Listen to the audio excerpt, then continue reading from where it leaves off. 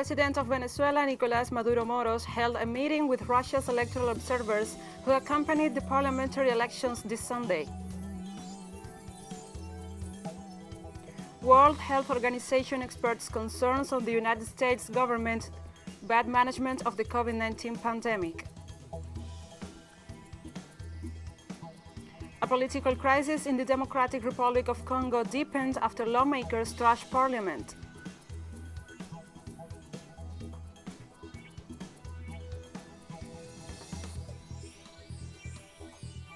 From the headquarters of TeleSUR English in Havana, Cuba, this is From the South. I'm Gladys Quesada.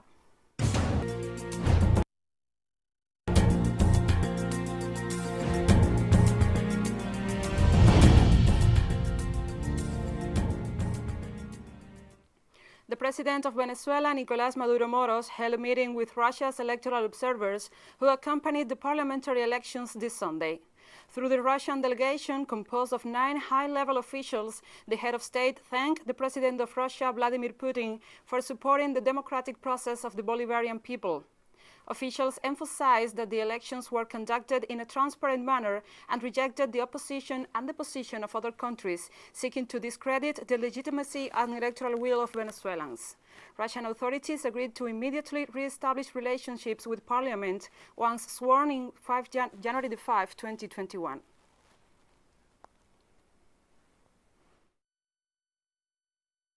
Ambassador, I want you to transmit to President Vladimir Putin our thanks for all your interest in this democratic process in Venezuela. More than 150 international observers included in the national and international monitoring plan read out the final report after their participation in the parliamentary elections, which was qualified as legitimate and a total respect to the country's constitution. The various groups of observers who visited various voting centers in the city of Caracas, surrounding cities and states in the interior of the country, were beyond some delays caused by the pandemic situation affecting the world. The elections began in time and formed with designated authorities, and most of the establishment were present prosecutors from the different political forces participating in the elections. Meanwhile, the member of the Argentine delegation highlighted the importance of the participation of political organizations as well as indigenous communities.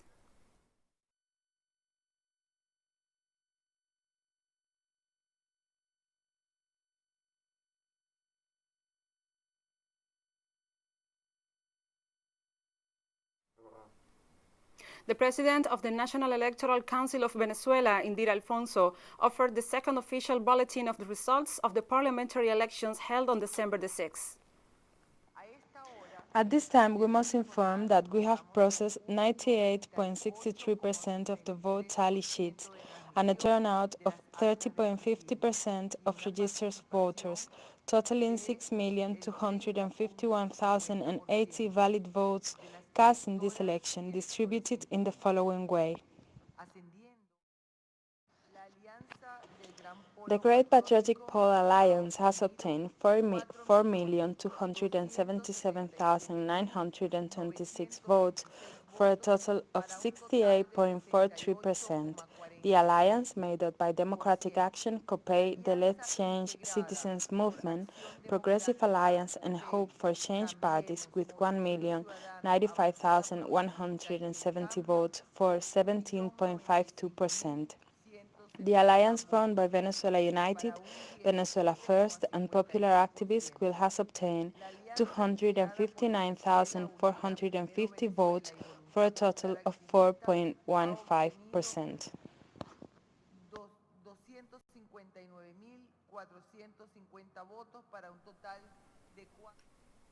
The governor of Sao Paulo, W.H.O, announced that the state's vaccination program will begin on January 25th, earlier than the national immunization plan with the Chinese-made CoronaVac vaccine.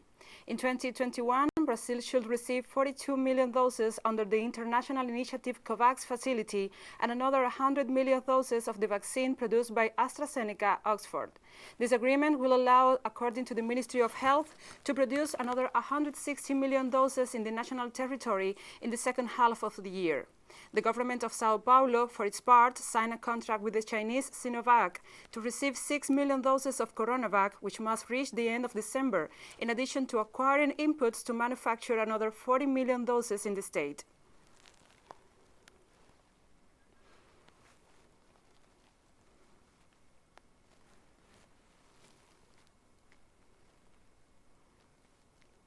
Costa Rican Women's Minister Patricia Mora resigned from her post this Monday in rejection of the government's pact with the International Monetary Fund.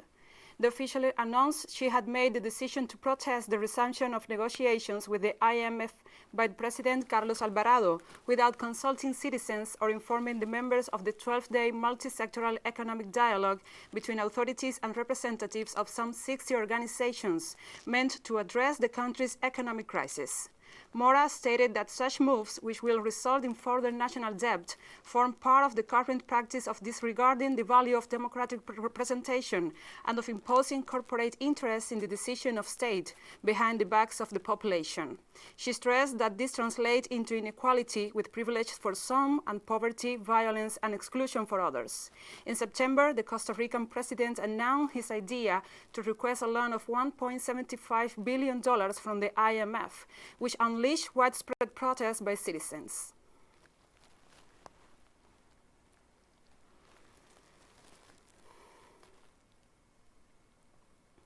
And we'll be right back after this very short break, so don't go away.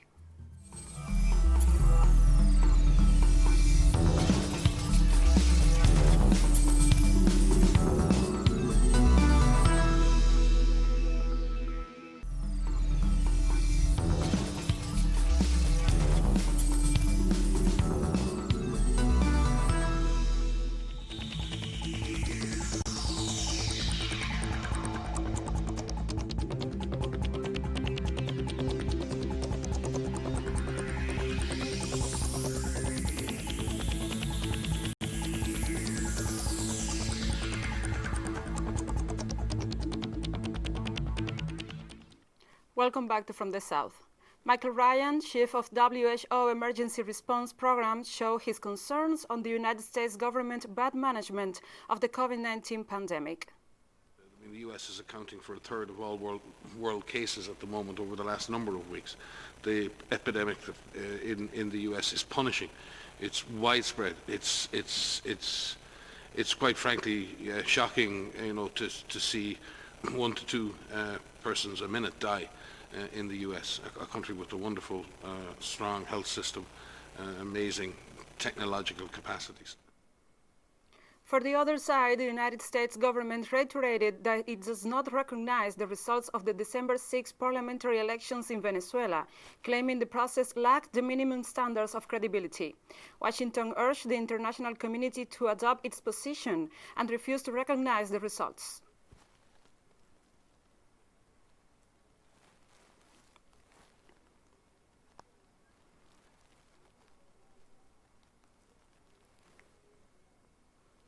And the U.S. President-elect Joe Biden has chosen Lloyd Austin, who led U.S. troops into Baghdad in 2003, to be the country's first African-American Secretary of Defense. If confirmed, General Austin will make history as the first African-American to lead the country's 1.2 million active duty troops at the enormous bureaucracy that backs them up. The 67-year-old general was for years a respected and formidable figure at the Pentagon and is the only African-American to have headed U.S. Central Command with responsibility for Iraq, Afghanistan, Yemen, and Syria, most of the places where the United States is at war. In choosing General Austin, Biden bypassed favorite for the post Michelle A. Flournoy, a former top Obama administration Defense Department official who will have been the first woman in the job.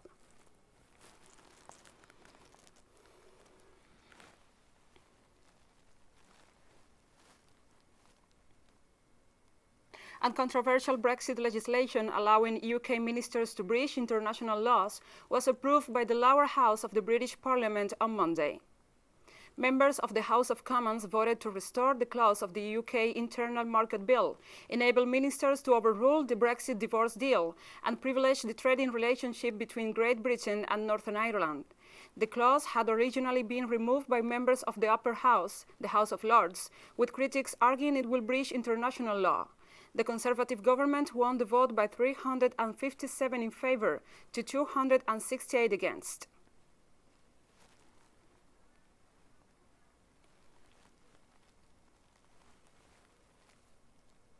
France is far from its goal of reducing the number of new COVID-19 infections to under 5,000 a day, the level at which the government has promised to lift the lockdown, a top health official said.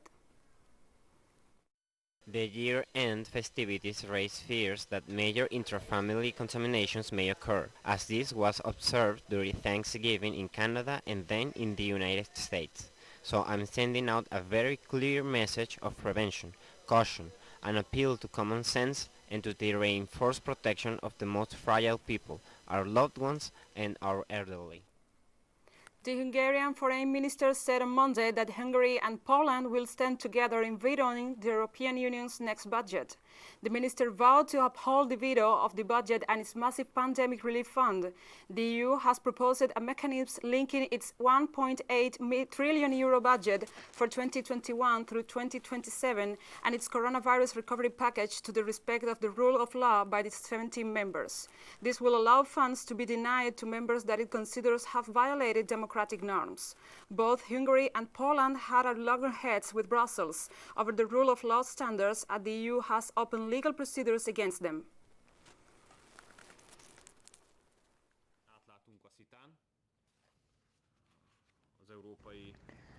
We cannot be tricked. European Union bureaucrats here in Brussels identify the rule of law mechanism with the reception of migrants. It is obviously not legal to connect the European financial support, but we are entitled to with this. That's why we are firmly in favor of our current position. As I said, according to my conversation with the Polish counterpart, we have strengthened our unity, which has been formed and which still stands. The IOC suspended President of Belarus, Alexander Lukashenko, on Monday from all Olympic activities, including the Tokyo Games next year. Belarus has since been in turmoil amid protests and a crackdown by security forces, and the International Olympic Committee has investigated complaints from athletes that they face reprisals and intimidation. IOC President Thomas Bach said after a board meeting on Monday that the Belarus Olympic body's leadership has not appropriately protected Belarus athletes from political discrimination within sport organizations in the country.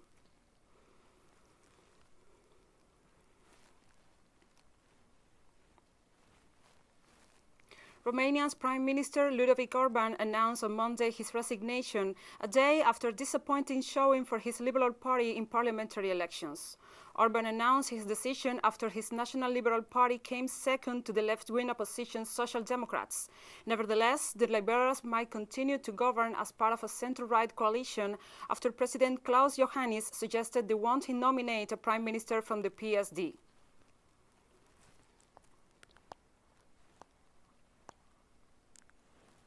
And we have more stories coming up after this final short break, so stay with us.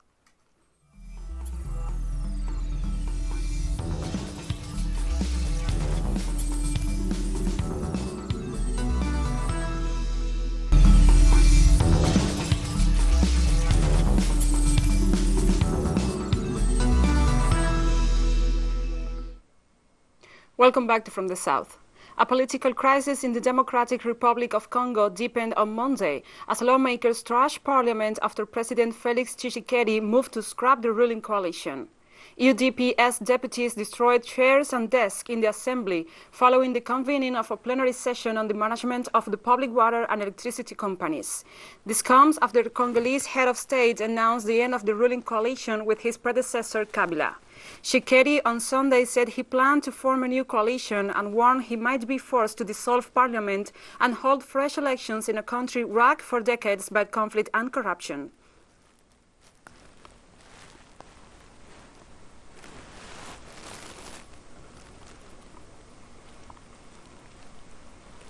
Ghanaians vote on Monday in an election seen as a close fight between current President Nana Akufo-Addo and his longtime rival and former President John Mahama.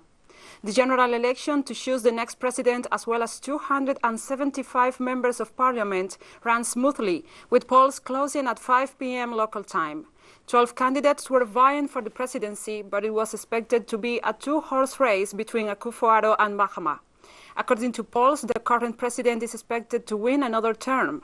Crowds gathered in the streets of the historic Jamestown area of the capital, Accra, as polling stations closed to celebrate another peaceful election in a country viewed as a beacon for stability in troubled West Africa. The full results of the vote are expected midweek. Today we had an election, and we those you are seeing over here, we are supporting the new patriotic party, which is MPP, and probably we've won already, so we have nothing much to say. Total knockout. So whether you... These people are MPP's people. They are the disturbances. We are the NDC. They haven't finished calling the ballot papers, but they are making noise. Anti-barrels make the most noise.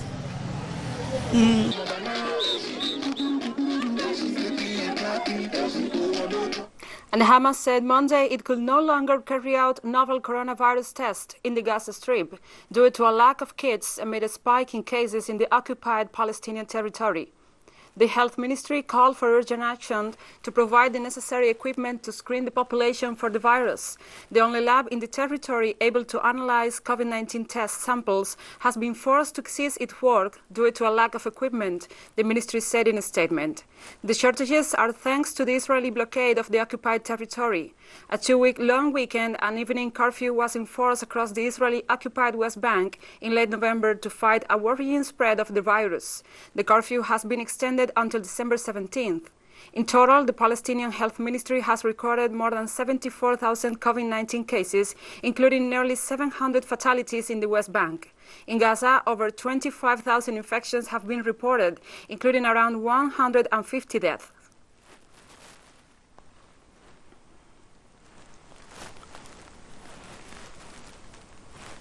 The president of the Sahrawi Arab Democratic Republic and secretary of the Polisario Front, Brahim Ghali, has called on the African Union to apply sanctions for Morocco for its occupation of Western Sahara and to stop its expansionist practices.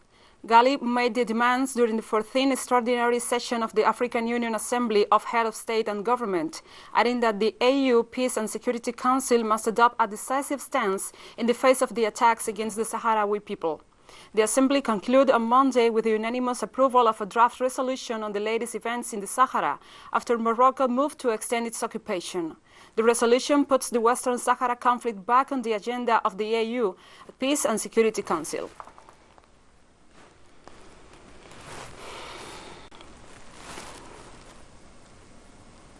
In India, rural workers continue to protest at the Delhi border against agricultural reforms they fear will destroy their livelihoods.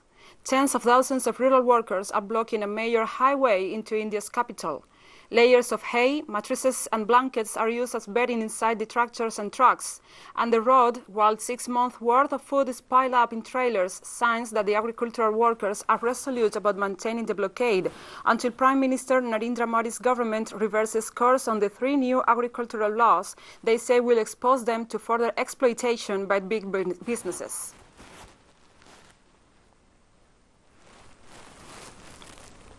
At least 33 people were injured in southern Afghanistan after a suicide attack on government buildings. Local authorities reported the attack took place near the police headquarters in Daman and the district governor's office in Kandahar province. According to the district police report, out of the 33 injured, 22 were civilians. The attack was carried out by the suicide bomber who drove a truck loaded with explosives against several government buildings. So far, no group has claimed responsibility for the attack. The Afghan Ministry of Interior has noted that 134 civilians were killed and 342 injured in 184 Taliban-related suicide attacks in November alone.